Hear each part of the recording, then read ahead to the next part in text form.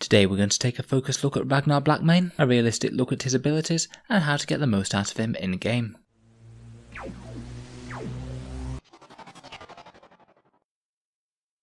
Hello and welcome back to Auspex Tactics, the strategy focused 40k channel, where we're all about getting the most out of our miniatures on the tabletop. So we had a brief overview of Ragnar Blackmane's rules when he came out, though of course then we didn't know the full contents of Saga of the Beast, or all the new goodies that Space Wolves would be getting. I thought seeing as now we've covered most of the units in the Space Wolf Codex, it was high time to go back to take a second look at him. Now the dust has settled a bit, and it's a bit more obvious what sort of things are going to be good with the new Space Wolves. With that in mind, we're going to take a fairly quick look at Ragnar's datasheet, talk about the most powerful combos and synergies that you might actually want to use, the various ways of getting him into glorious combat, and we'll talk through some of the ludicrous numbers that he can make happen when he is cutting apart the enemy. In the background, Ragnar Blackmane is also known as the Black Wolf, and his great company, the Blackmanes, frequently have the honour of leading planetary assaults, a role at which Ragnar exemplifies. Ragnar was rescued from death in an interclan battle on the planet of Fenris by the wolf priest Ragnar, who saw the great potential in the mighty warrior, and he was conveyed to the Fang for healing and induction into the Space Wolves. During his initiation, he slew one of the great black-maned Fenrisian wolves, one of the mightiest predators on Fenris, earning him his moniker. Over the years, he has accomplished many great deeds against powerful adversaries, including confronting the Thousand Sons on Fenris itself, and notable actions against the Orcs and the Eldar. Ragnar was banished from the Fang for a time, due to it being his actions that sacrificed the priceless Spear of Russ in a bid to prevent Magnus the Red's return to the material realm. Being assigned to a bodyguard role on Terror itself, before departing on a quest to return the Spear of Russ, retrieving it from the foul sorcerer Maddox of the Thousand Sons. In more recent history, during the Psychic Awakening, Ragnar was able to confront and defeat Ghazghkull Thraka in single combat, decapitating the Orc war boss, though he was left grievously injured. As part of the efforts of the Apothecaries, they decided it was Ragnar's best chance for recovery to cross the Rubicon Primaris, and Ragnar's returned stronger than ever before. Sadly, the same is very much true of Ghazghkull, Orcoid physiology being able to recover from such a minor thing as decapitation. Ragnar is now pursuing Ghazghkull anew to try and put a stop to the Greenskin menace once and for all. So pretty mighty stuff there, and one of the only Space Marines to ever come close to ending the threat of Ghazghkull Thraka, and his combat skills in game very much reflect this. So Ragnar Blackmane is an HQ choice for Codex Space Wolves, and to field in game he'll cost you 120 points. He's got a comparable stat line to a Primaris Wolflord, but with a couple of extra attacks. He's got movement 6, weapon skill and ballistic skill 2+, strength and toughness 4, 6 wounds, 7 attacks, leadership 9 and a 3+ save, which is of course augmented by a 4+ invulnerable save for his Belt of Rust. He's armed with a bolt pistol, frag and crack grenades, and that mighty Frostfang chainsword, which in melee will give him strength 6, AP -4 and a flat 2 damage. This profile is decently dangerous against pretty much everything in the game, but it's pretty much built to kill toughness 4 and 5 elite infantry, particularly things like Primaris Space Marines, where he'll cut through things like intercessors pretty much as easily as he would guardsmen. In terms of special rules, he has the standard Angels of Death for shock assaults and combat doctrines, though his shock assault is augmented with the Berserk Rage special rule, meaning that you get 3 attacks instead of 1 for this, so he's typically going to be hitting at a whopping 10 attacks on the first round of combat. For combat doctrines, he's not going to care too much about the additional AP on Frostfang. It is already AP 4, so it will force most enemies onto their invul save, but he can certainly get some extra attacks out of Savage Fury, which will just add to the weight of melee output coming out of this guy. He also is a Wolf Lord, so has the standard reroll 1s aura within 6 inches of him, allowing all friendly Space Wolf units to reroll 1s in shooting and the fight phase. He does have a fairly cheap price tag, meaning that you can sort of even justify him just as a buffing character to increase the damage of guns, paying a fair bit extra for a ludicrously dangerous close combat profile to use as a counter attack should the enemy come close. This will of course also add to the damage output of his melee attacks and any other Space Wolves near him too. He has 2 other unique, very special rules to do with movement. Firstly, his Warhowl ability allows rerolling charges for any friendly Space Wolves other than vehicles within 6 inches of him. As he is within 6 inches of him, he will get this buff, so he'll typically be rerolling charges, and it puts him at extra good synergy with anything that's coming in from outflank or deep strike, where the reroll charge rolls is actually going to have a huge difference. He's got an incredible amount of melee potential, and isn't all that fast, so if you can get some more reliable charges too, then that is absolutely great. His other rule is Battle Lust, which is maybe a little bit more subtle. This one allows him and any other Space Wolves units within 6 inches of him to consolidate 6 inches, provided they're not already within 3 inches of an enemy unit. This means that either he or his allies, if they kill the units that they were in close combat with, he's got a really long range for trying to tag other units to try and reach them for the next fight phase, We might even just be able to use this to get a little bit safer in cover, or perhaps onto an objective if it matters. Having 3 inches of bonus movement after fighting is certainly no bad thing. So overall he's a fairly slow moving Primaris character, but is possibly one of the fightiest models in 40k point for point, and there's not really anything that he's not capable of doing major damage to in a charge. On top of that, he gives normal captain rerolls and a couple of little extra mobility rules to get your wolves moving a little bit faster towards close combat, certainly things that might have some powerful incidental benefits over the course of a game. So if we turn to getting more out of him with any buffs and synergies that he might have on the table, we already mentioned he has excellent synergy with Savage Fury, which will just be a flat 20% increase to the amount of hits he gets in close combat, on average with no other buffs at all, and if you're in turn 3 with this active, he's on average getting about 11 to 12 hits, and that'll be the same even if your opponent's -1 to hit, as Hunters Unleashed will counter that. His Warlord trait is Saga of the Warrior Born. This is the one that allows him to basically always strike first. Personally, I wouldn't tend to bother giving this one to him, though you can for just 1 command point via the Hero of the Chapter stratagem should you want to. Don't get me wrong, it is certainly good, but typically if you're charging you're going to be fighting first anyway, so it's completely wasted, and if your opponent's charging then they can still always nominate that unit to fight before him, even with this rule. So again, it's wasted. It's only ever good if you're in protracted combats, and when you're Ragnar, this is basically extra unlikely, because he's got an incredibly high damage output, meaning he's likely to kill what he's in close combat with, and comparatively he's not all that durable, meaning that he's got a pretty reasonable chance of dying if he doesn't kill what he fights. I'd not be very tempted to make him my actual warlord, as you don't really want to disincentivize yourself from just throwing him forward in a berserker charge, which is what he does best.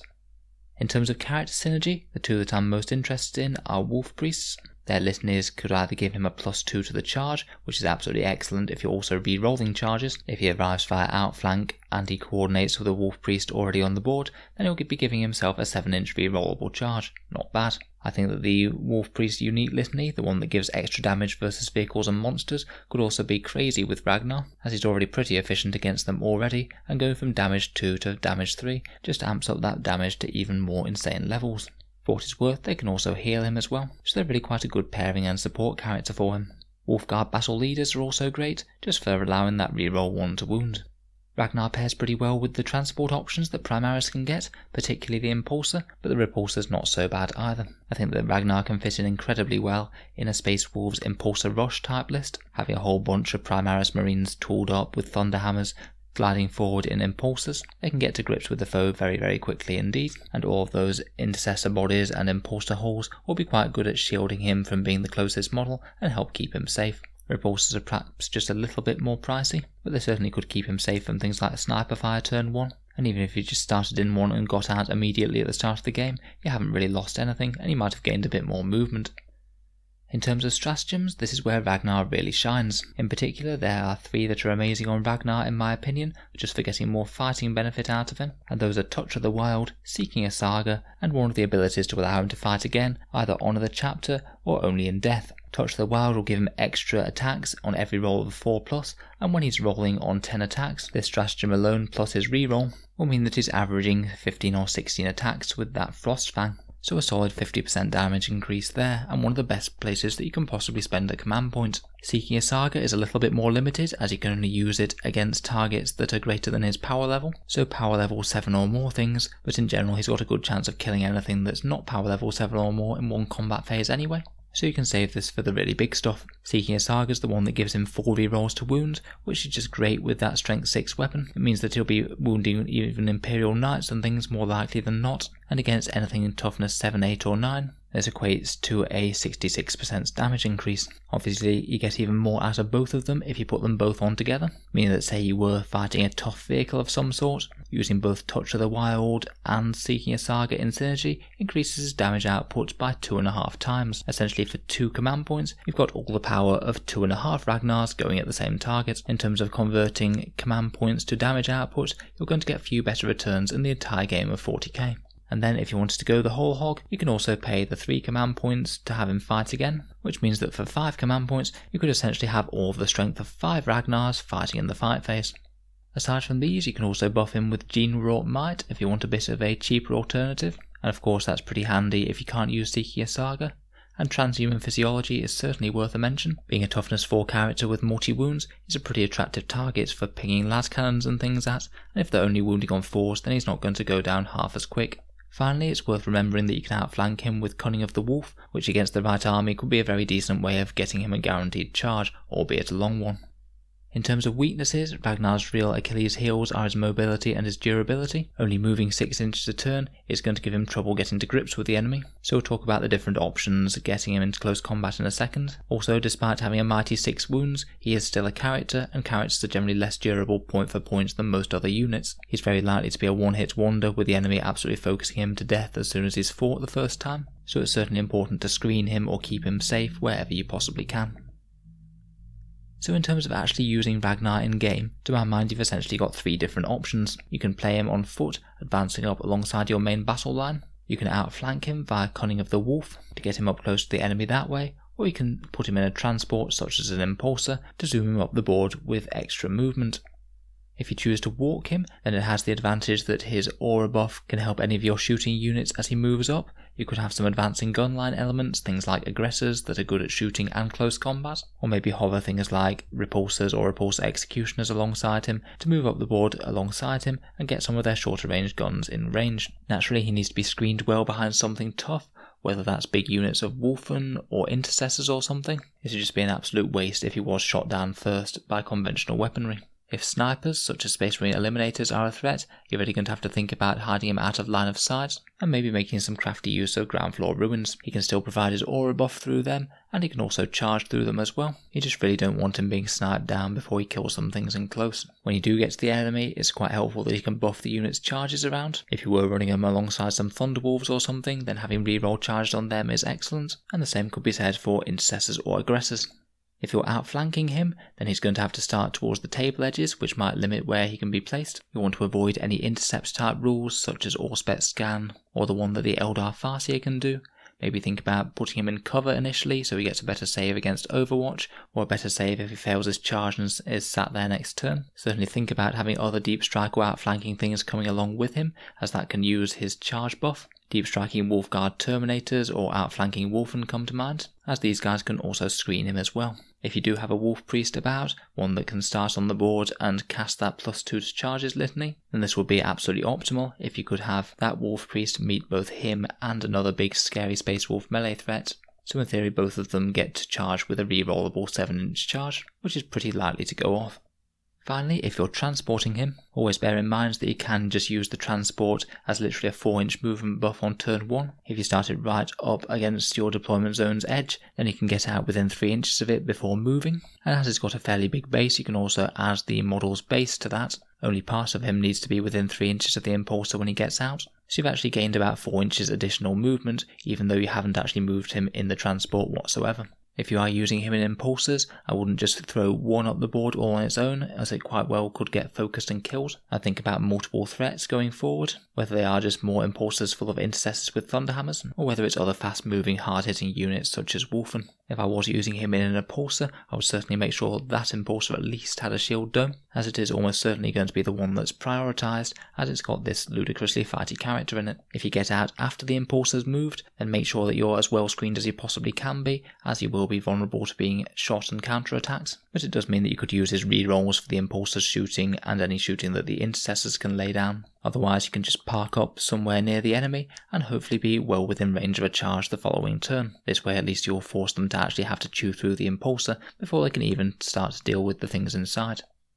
When you're actually reaching combat, I think you really want to bear in mind the stratagems that you're planning to use that phase, and have a bit of a plan as to what you're actually going to try and kill. Between reroll charges and that battle lust, you can really get incredibly far into the opponent's battle line just through charging and consolidating, and you might have the potential for doing some serious damage to a unit a fair bit behind the lines if you charge multiple things, kill the first one, pile into the next one, maybe fight again to activate on that one. And he could take out really big multiple threats in a turn if you have some command points. With his battle lust ability, I really would be aiming to wipe out one squad and then use that big 6 inches consolidation to either get him safe out of line of sight, or tagging up enemy units, or consolidating into them with the plan to fight again and murder them as well. Bear in mind that you can only kill what you've charged if you're charging, so try and be a little bit gutsy with Ragnar. Obviously you don't want him dying to Overwatch, but if you can charge multiple units for only incidental Overwatch, then it's usually going to be best. You want to be getting the most out of that damage output, and not just having him kill one punk squad of infantry before getting shot down in return. If you're charging him alongside some Space Wolf allies, it might be best to charge in those allies first, as they can tank a fair bit of the Overwatch,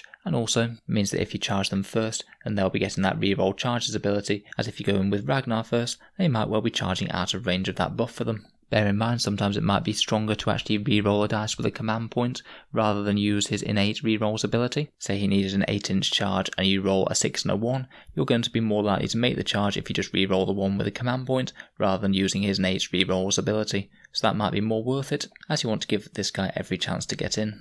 When you're there, I'd certainly think about using Touch of the Wild or seeking a Saga if there's any doubt about whether or not you're going to kill the units. Obviously, if you're just going to butcher them anyway, then there's no point. If the stars absolutely aligned and you had multiple good targets to charge, I would aim to use both of these, absolutely murder a hard enemy unit, consolidate into another one that I'd also declared on, and use a fight twice stratagem to take that one down as well. Ragnar's got near unlimited amounts of damage potential with stratagems, and it's often going to be how your opponent's units are arranged that are going to limit that. In terms of just some fun numbers for his damage output, with these numbers I've got the average number of dead models he will make when he charges against a guardsman equivalent profile, then an intercessor equivalent profile, and then the amount of wounds he'll do to toughness 7 or 8 vehicles. With no buffs at all, you can roughly expect Ragnar to kill 8 guardsmen or 6 or 7 intercessors, and do about 6 wounds to your standard Rhino tank or Imperial Knight. If you're in the Assault Doctrine with Savage Fury, then that goes up a little bit in all respects. And if instead of that you have Touch of the Wild, but it's not Savage Fury, you'll expect 13 dead guardsmen roughly, around about an entire squad of intercessors to die, or about 10 wounds to a vehicle. If you combine both Touch of the Wild and Seeking a Saga, which would mainly be targeting vehicles for, this will have him doing around about 17 wounds to every toughness 7 or 8 vehicle in the game without an invul save, so he should have a very good chance of just one-shotting something like a Repulsor Executioner in one round of combat. Obviously that gets even better if he also has Savage Fury on top of those, getting about 20 wounds on your vehicle, and just for sheer amount of silliness, if you stack Touch of the Wild, Seeking a Saga, Savage Fury, and then fighting twice somehow. I know I wrote Gene Wrought Might in this one as well, but I haven't included that actually. If you do all of that, then in theory Ragnar does about 39 wounds to your standard vehicle. Never mind auto-killing 1 Imperial Knight, with 4 or 5 stratagems and a very good roll, Ragnar could actually kill 2 Imperial Knights in one round of combat, or 27 Intercessors or Orc Boys, or 34 Guardsmen equivalents, provided he could access Seeking a Saga. So basically nearly unlimited damage potential when combined with the right stratagems. If you manage to make some clever charges and actually get most of this off on the right targets, you're in for a very good time indeed. And if your opponent does fail to kill him next turn, if you manage to shield him with intercessors or something, or hide him out of line of sight, hopefully he's just going to do this all over again.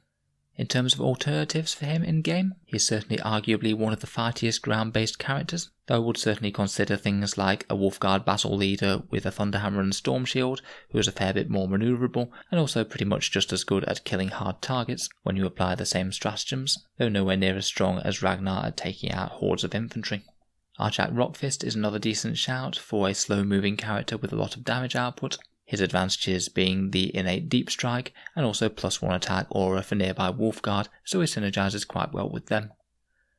Overall though, I would say that Ragnar is a highly competitive character, though perhaps a little bit more of a challenge to use than some characters, particularly say some Blood Angels ones, just because he doesn't quite have the mobility to match his awesome fighting presence. If you can get a clever way to get him close to the enemy though, then he's absolutely going to pay off, and I think you can make an argument for him in most Space Wolf lists.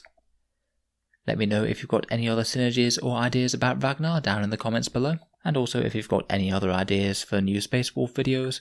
We are going to be coming to the end of the series shortly, so I'm interested to hear any ideas more that you might want to see for them. If you've enjoyed the video, feel free to subscribe to Auspex Tactics for more. And if you've been enjoying the video series in general, then I'd just like to mention the channel's Patreon page. It is what allows me to spend the time making these videos each day, as I can justify more time away from my regular job.